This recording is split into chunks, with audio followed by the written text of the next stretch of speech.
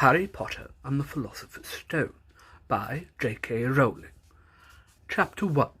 The Boy Who Lived. Mr. and Mrs. Dursley of number 4 Privet Drive were proud to say that they were perfectly normal, thank you very much. They were the last people you'd expect to be involved in anything strange or mysterious, because they just didn't hold with such nonsense. Mr. Dursley was the director of the firm called Grunnings, which made drills. He was a big, beefy man with hardly any neck, although he did have a very large moustache. Mrs. Dursley was thin and blonde and had nearly twice the usual amount of neck, which came in very useful, as she spent so much of her time craning over garden fences, spying on the neighbours. The Dursleys had a small son called Dudley, and in their opinion there was no finer boy anywhere. The Dursleys had everything they wanted, but they also had a secret, and their greatest fear was that somebody would discover it. They didn't think they could bear it if anyone found out about the Potters.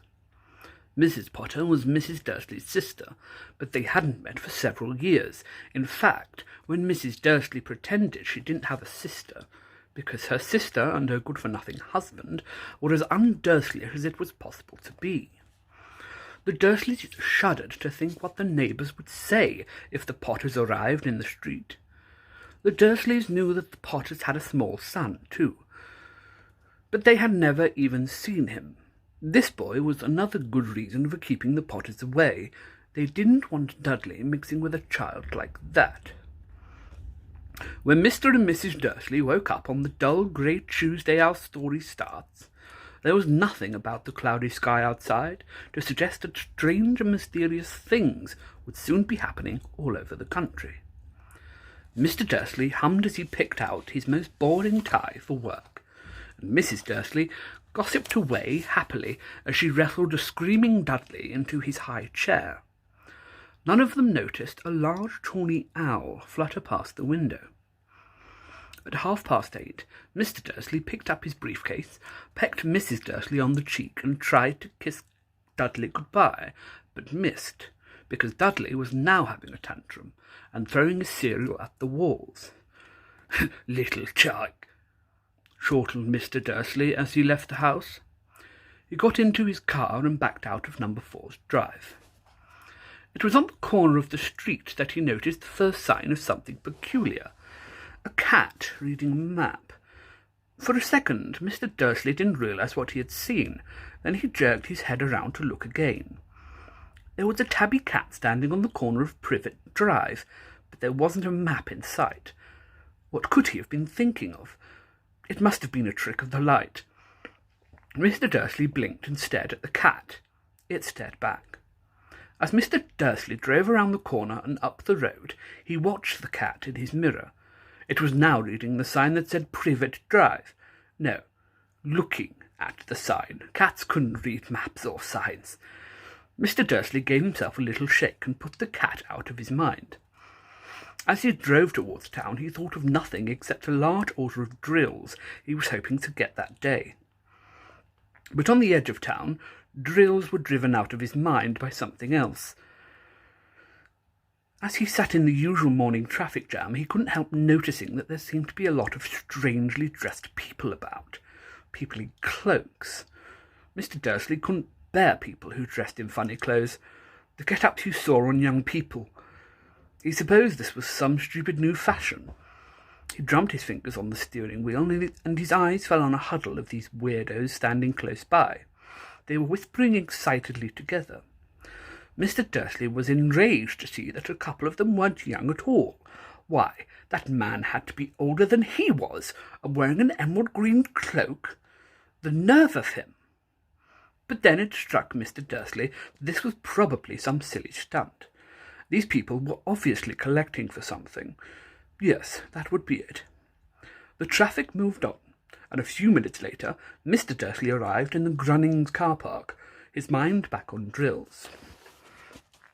Mr. Dursley always sat with his back to the window in his office on the 9th floor. If he hadn't, he might have found it harder to concentrate on drills that morning.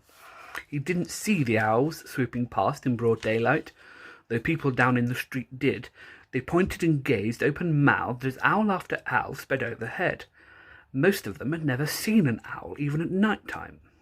Mr. Dursley, however, had a perfectly normal owl-free morning. He yelled at 5 different people, he made several important telephone calls, and shouted a bit more. He was in a very good mood until lunchtime, when he thought he'd stretch his legs and walk across the road to buy himself a bun from the baker's opposite. He'd forgotten all about the people in cloaks until he passed a group of them next to the baker's. He eyed them angrily as he passed. He didn't know why, but they made him uneasy. This lot were whispering excitedly too, and he couldn't see a single collecting tin. It was on his way back past them, clutching a large doughnut in a bag, that he caught a few words of what they were saying. "The Potters! That's right, that's what I heard." "Yeah, their son, Harry." Mr. Dursley stopped dead. Fear flooded him. He looked back at the whisperers as if he wanted to say something to them, but thought better of it. He dashed back across the road, hurried up to his office, snapped at his secretary not to disturb him, and seized a telephone, and he had almost finished dialing his home number when he changed his mind. He put the receiver back down and stroked his moustache, thinking.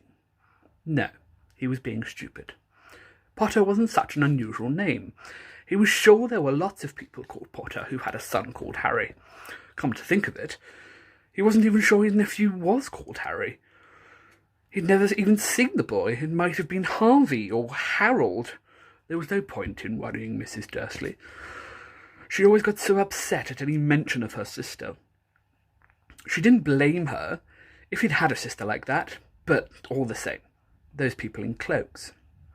He found it a lot harder to concentrate on drills that afternoon, and when he left the building at 5 o'clock he was still so worried that he walked straight into someone just outside the door.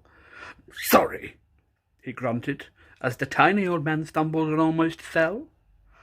It was a few seconds before Mr. Dursley realised that the man was wearing a violet cloak. He didn't seem at all upset at being almost knocked to the ground.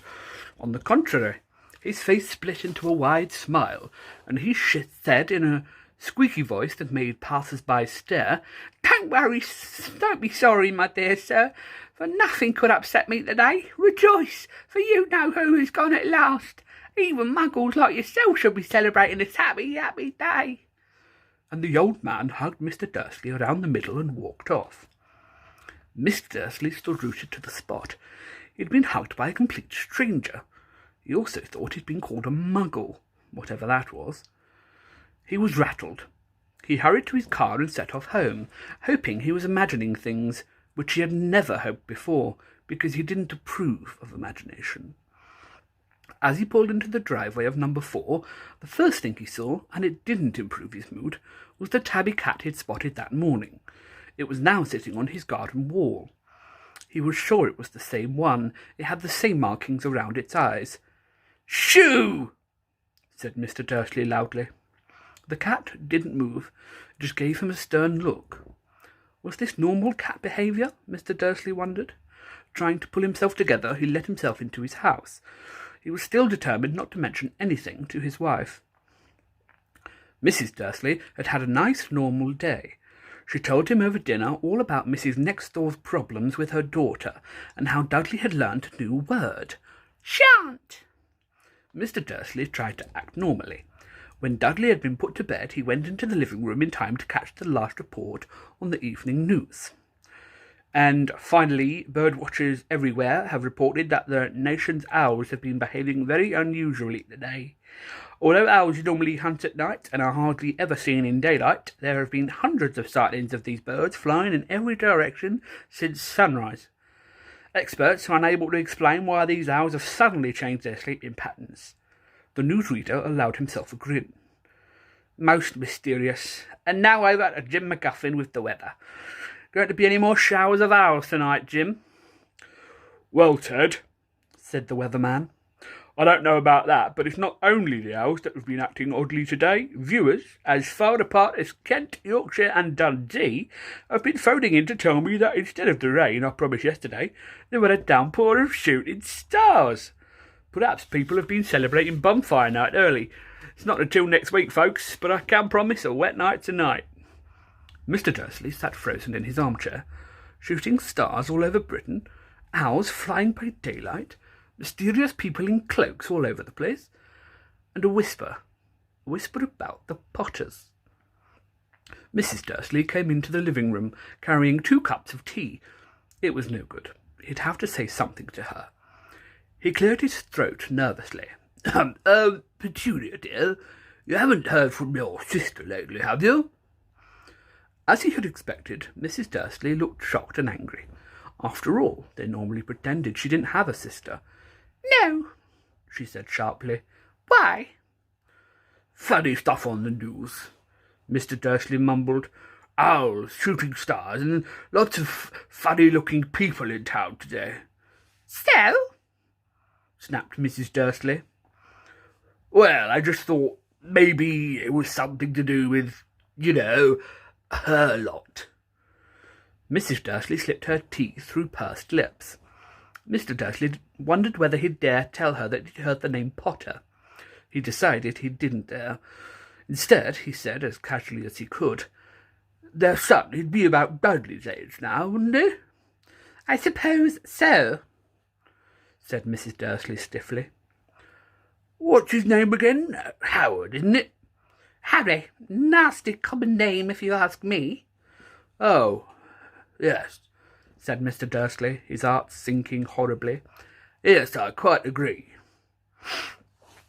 He didn't say another word on the subject as they went upstairs to bed. While Mrs. Dursley was in the bathroom, Mr. Dursley crept to the bedroom window and peered down into the front garden. The cat was still there. It was staring down Privet Drive as though it was waiting for something. Was he imagining things? Could all this have anything to do with the Potters?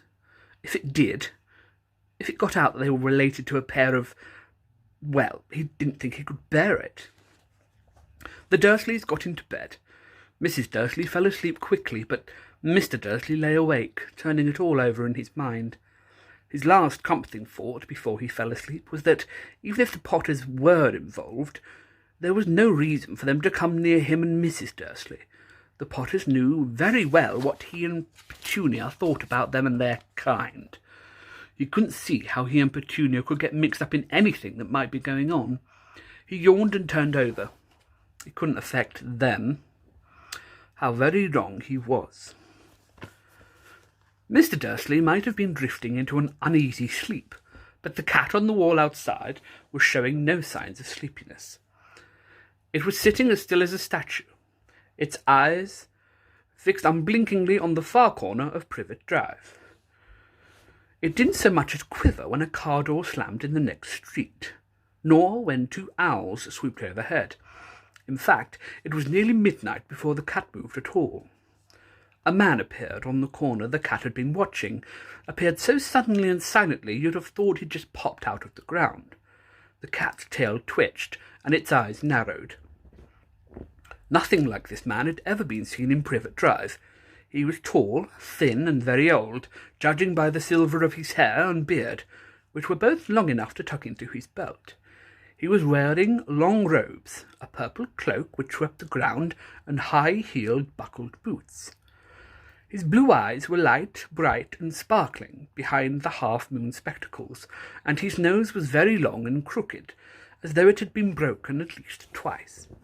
This man's name was Albus Dumbledore.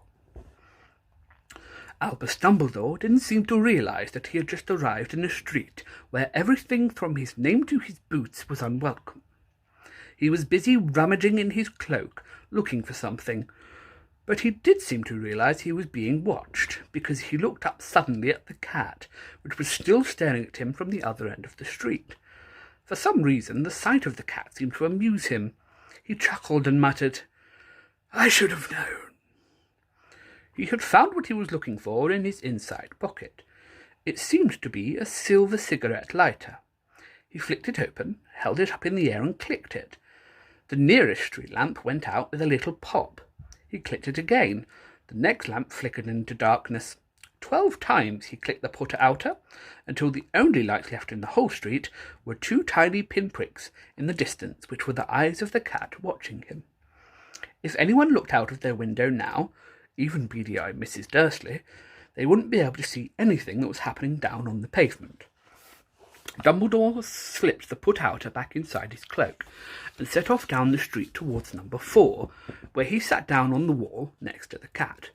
He didn't look at it, but after a moment he spoke to it. "Fancy seeing you here, Professor McGonagall." He turned to smile at the tabby, but it had gone. Instead, he was smiling at a rather severe-looking woman who was wearing square glasses, exactly the shape of the markings the cat had had around its eyes. She, too, was wearing a cloak, an emerald one. Her black hair was drawn into a tight bun. She looked distinctly ruffled. "How did you know it was me?" she asked. "My dear Professor, I've never seen a cat sit so stiffly." "You'd be stiff if you'd been sitting on a brick wall all day," said Professor McGonagall. "All day, when you could have been celebrating? I must have passed a dozen feasts and parties on my way here." Professor McGonagall sniffed angrily. "Oh, yes, everyone's celebrating all right," she said impatiently. "You'd think they'd be a bit more careful, but no, even the Muggles have noticed something going on. It was on their news." She jerked her head back at the Dursleys' dark living-room window. "I heard it. Flocks of owls shooting stars. Well, they're not completely stupid. They were bound to notice something. Shooting stars down in Kent. I bet that was the Dailiest Dingle. He never had much sense." "You can't blame them," said Dumbledore gently. "We've had precious little to celebrate for 11 years. "I know that," said Professor McGonagall irritably, "but that's no reason to lose our heads. People are being downright careless out on the streets in broad daylight, not even dressed in Muggle clothes, swapping rumours." She threw a sharp sideways glance at Dumbledore here, as though hoping he would tell her something. But he didn't, so she went on. "A fine thing it would be if, on the very day you-know-who seems to have disappeared at last, the Muggles found out about us. Suppose he really has gone, Dumbledore." "It certainly seems so," said Dumbledore. "We have much to be thankful for. Would you care for sherbet lemon?" "A what?" "A sherbet lemon, the kind of Muggle sweet I'm rather fond of." "No, thank you," said Professor McGonagall coldly, as though she didn't think this was the moment for sherbet lemons. "As I say, even if you-know-who has gone—" "My dear Professor, surely a sensible person like yourself can call him by his name. All this you-know-who nonsense. For 11 years I've been trying to persuade people to call him by his proper name, Voldemort." Professor McGonagall flinched, but Dumbledore, who was unsticking 2 sherbet lemons, seemed not to notice. "It all gets so confusing if we keep saying you-know-who. I've never seen any reason to be frightened of saying Voldemort's name." "I know you haven't," said Professor McGonagall, sounding half exasperated, half admiring. "But you're different. Everyone knows you're the only one you-know. Oh, all right, Voldemort was frightened of." "You flatter me," said Dumbledore calmly. "Voldemort had powers I will never have." "Only because you're too, well, noble to use them." "It's lucky it's dark, Minerva. I haven't blushed so much since Madame Pomfrey told me she liked my new earmuffs." Professor McGonagall shot a sharp look at Dumbledore and said, "The owls are nothing to the rumours that are flying around. You know what everyone's saying about why he's disappeared, about what finally stopped him." It seemed that Professor McGonagall had reached the point she was most anxious to discuss, the real reason she had been waiting on a cold, hard wall all day, for neither as a cat nor as a woman had she fixed Dumbledore with such a piercing stare as she did now. It was plain that whatever everyone was saying, she was not going to believe it until Dumbledore told her it was true. Dumbledore, however, was choosing another sherbet lemon, and did not answer. "What they're saying," she pressed on, "is that last night Voldemort turned up in Godric's Hollow. He went to find the Potters. The rumour is that Lily and James Potter are they're dead. Dumbledore bowed his head. Professor McGonagall gasped. Lily and James, I can't believe it. I don't want to believe it. Oh, Albus. Dumbledore reached out and patted her on the shoulder. I know, he said heavily. Professor McGonagall's voice trembled as she went on. That's not all. They're saying he tried to kill the Potter's son, Harry, but he couldn't. He couldn't kill that little boy. No one knows why or how, but they're saying that when he couldn't kill Harry Potter, Voldemort's powers somehow broke, and that's why he's gone. Dumbledore nodded glumly. It's true, faltered Professor McGonagall. After all he's done, all the people he's killed, he couldn't kill a little boy. It's just astounding, of all the things to stop him. But how in the name of heaven did Harry survive? We can only guess, said Dumbledore. We may never know. Professor McGonagall pulled out a lace handkerchief and dabbed at her eyes beneath her spectacles. Dumbledore gave a great sniff as he took a golden watch from his pocket and examined it. It was a very odd watch. It had 12 hands but no numbers. Instead, little planets moving around the edge. It must have made sense to Dumbledore, though, because he put it back in his pocket and said, Hagrid's slate. I suppose it was he who told you I'd be here, by the way. Yes, said Professor McGonagall, and I don't suppose you're going to tell me why you're here, of all places.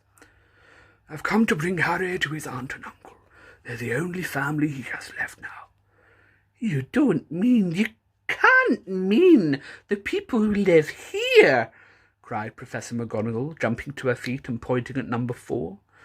Dumbledore, you can't. I've been watching them all day. You couldn't find 2 people who are less like us. And they've got this son. I saw him kicking his mother all the way up the street, screaming for sweets. Harry Potter, come and live here.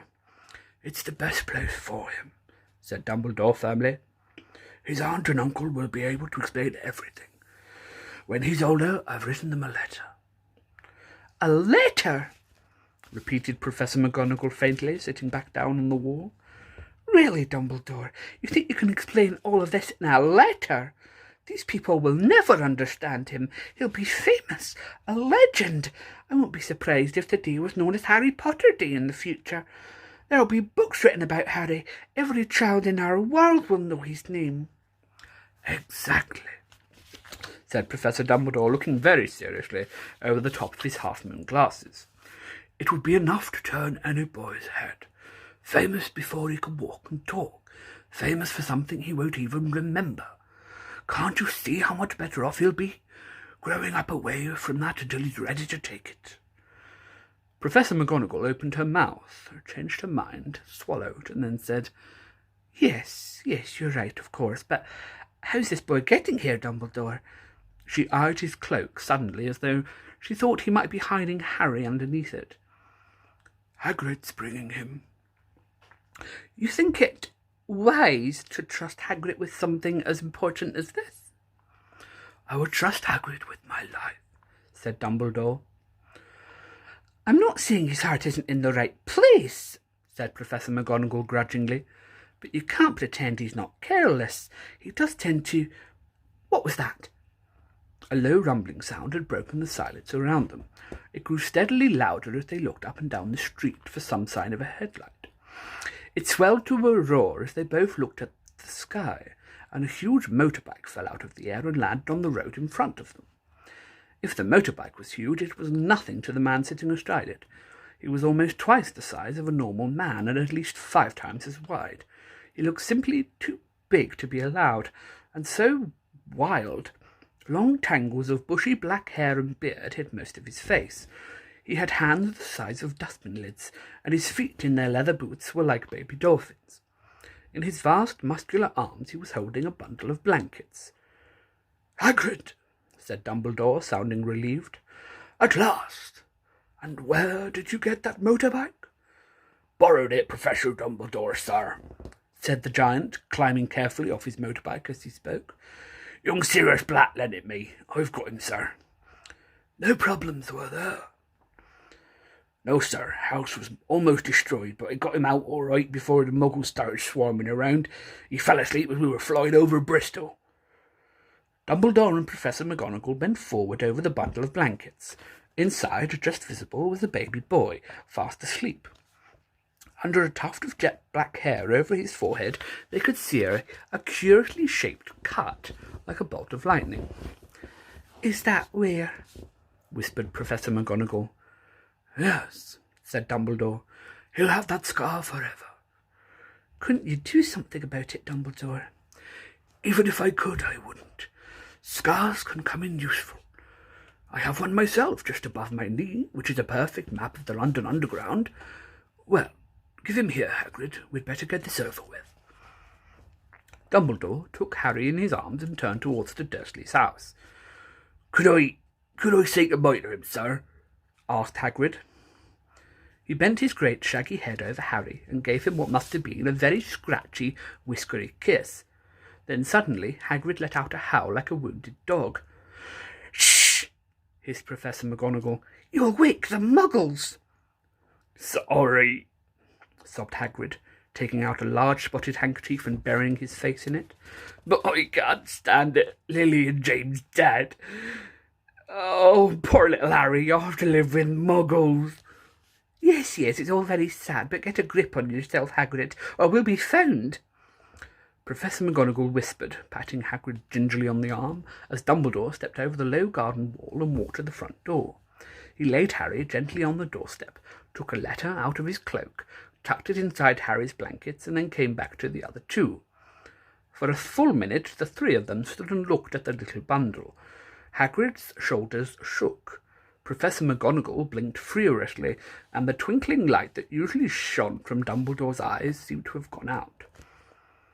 Well, said Dumbledore finally, that's that. We've no business staying here. We may as well go and join the celebrations. Yeah, said Hagrid in a very muffled voice. I'd best get this bite back. Anyway, good night, Professor McGonagall, Professor Dumbledore, sir. Wiping his streaming eyes on his jacket sleeve, Hagrid swung himself onto the motorbike and kicked the engine into life. With a roar, it rose into the air and off into the night. I shall see you soon, I expect, Professor McGonagall, said Dumbledore. Nodding to her, Professor McGonagall blew her nose in reply. Dumbledore turned and walked back down the street. On the corner he stopped and took out the silver put-outer. He clicked it once, and 12 balls of light sped back suddenly to their street lamps, so that Privet Drive glowed suddenly orange, and he could make out a tabby cat slinking round the corner at the other end of the street. He could just see the bundle of blankets on the step of number 4. Good luck, Harry, he murmured. He turned on his heel, and with a swish of his cloak he was gone. A breeze ruffled the neat hedges of Privet Drive, which lay silent and tidy under the inky sky, the very last place you would expect astonishing things to happen. Harry Potter rolled over inside his blankets without waking up. One small hand closed on the letter beside him, and he slept on, not knowing he was special, not knowing he was famous, not knowing he would be woken in a few hours' time by Mrs. Dursley's scream as she opened the front door to put out the milk bottles, nor that he would spend the next few weeks being prodded and pinched by his cousin Dudley. He couldn't know that at this very moment people, meeting in secret all over the country, were holding up their glasses and saying in hushed voices, "To Harry Potter, the boy who lived."